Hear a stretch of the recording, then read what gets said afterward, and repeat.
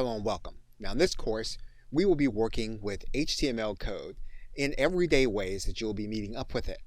You meet up with HTML code when you're using YouTube, and we'll show you how it'll be helpful for you to know how to work with the code.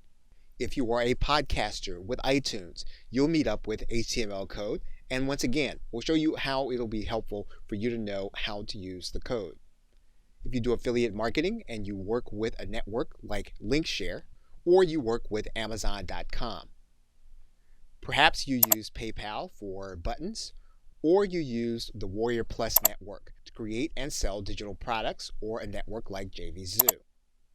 If you use the autoresponder Aweber, you'll see how it'll be helpful for you to know the code, as well as working with WordPress.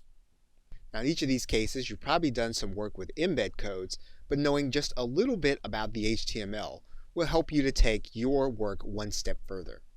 And we will discuss that in this course in a practical hands-on application. Okay, so with that, thanks, and I will see you in the first video.